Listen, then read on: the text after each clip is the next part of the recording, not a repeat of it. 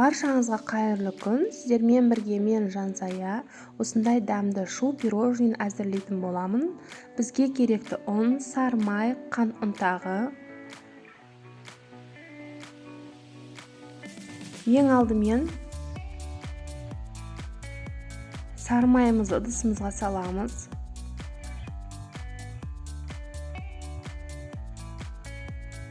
Қант ұнтағын саламыз. Ұнымызды саламыз. Жақсылап илейміз.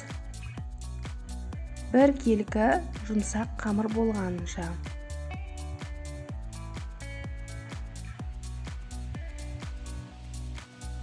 Илеп алдық.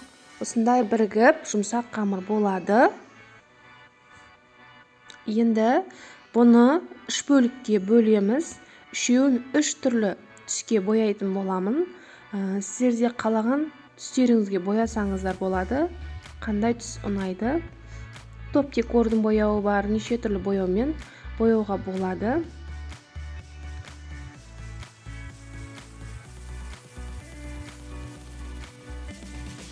Осылай бояп, жақсылап илеп, түсін қанық етіп аламыз. Осында құрғақ бояумен де боясаңыздар да болады. Ұнтақ бояумен яғни.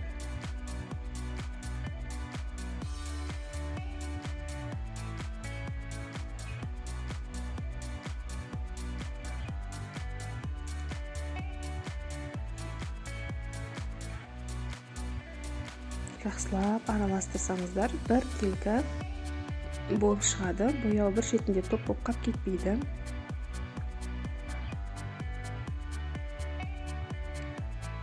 Үшіншісін қызыл түспен бояймын. Маған осы 3 түс ұнайды.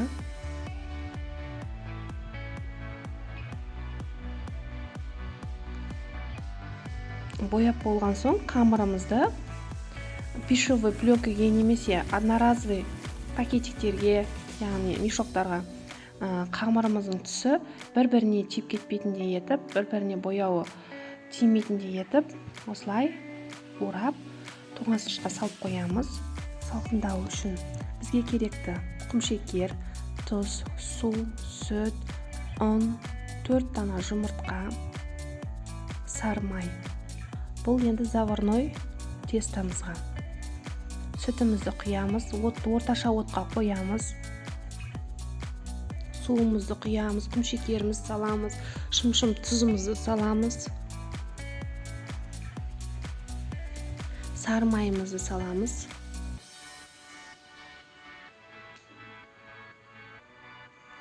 Сары майымыз бір келкі ерігенше осылай араластырып аламыз.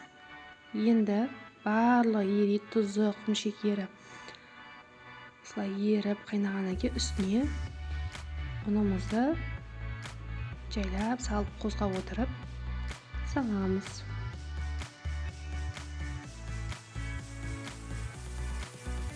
Қою болғанша жақсылап араластырамыз. От орташа отта болады. Қатты отқа қойып қоймаңыздар.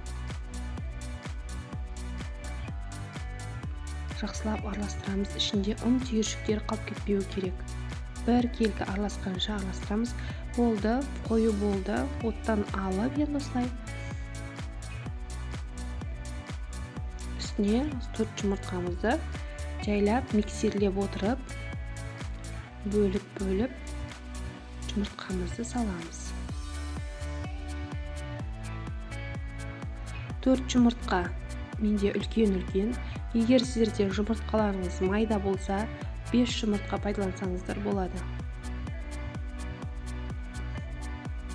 Жалпы тестілеріңіз, яғни қазір илеп жатқан қамырларыңыз, заварной тестілеріңіз қою болу керек, сұйық болып кетпеуі керек.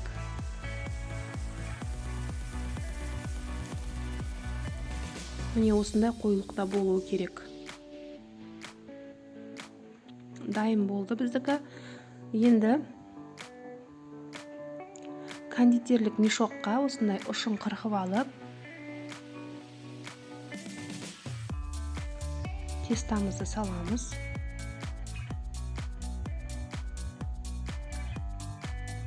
Салып алып, жайлап кішкенеден құйып шығамыз.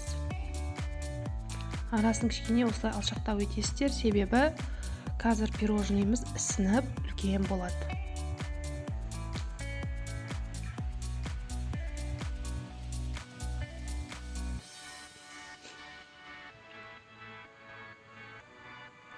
Енді тоңазытқыштағы жаңағы боялған қамырымызды алып, жайып,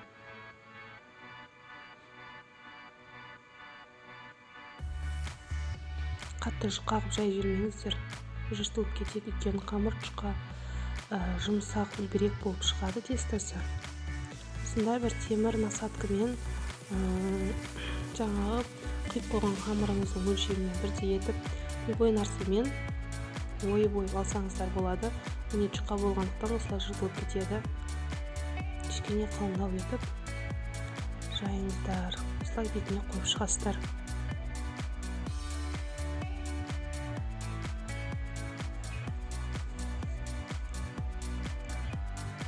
Барлығын бетіне неше түрлі түспен осылай сәндеп қойып шығамыз.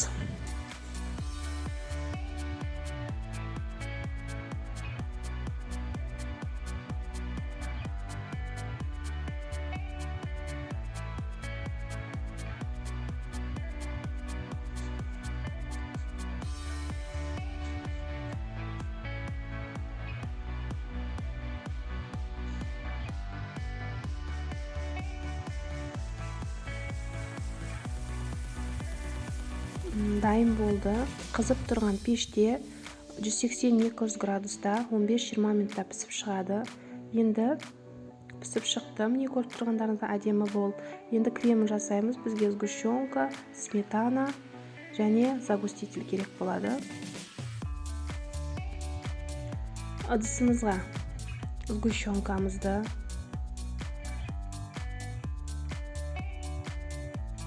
сметанамызды саламыз.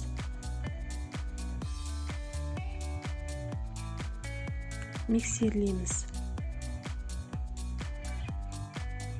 Жайлап загустителімізді саламыз.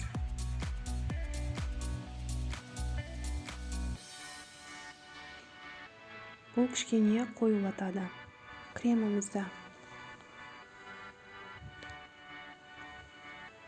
Миксерлеп алдық. Міне кішкене қою болды.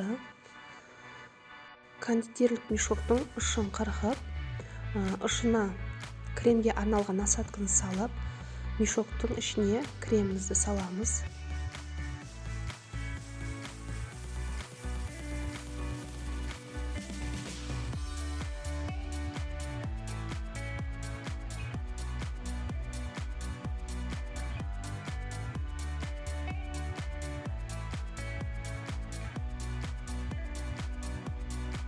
Осындай ұшы кішкентай ғана тесігі бар.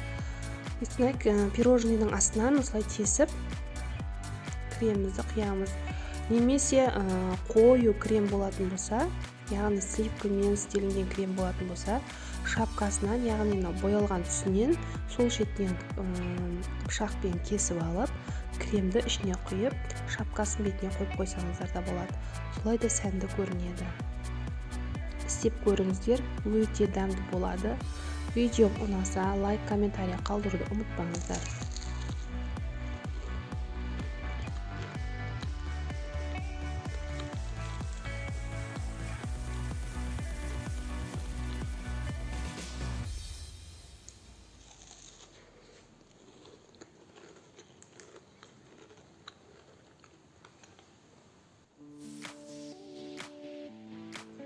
Менің каналымда бұдан да басқа дәмді рецептер бар. Салаттың, пирогтардың, торттардың, кіріп көріңіздер. Тіркеліп, қоңыраушаны басып қойыңыздар.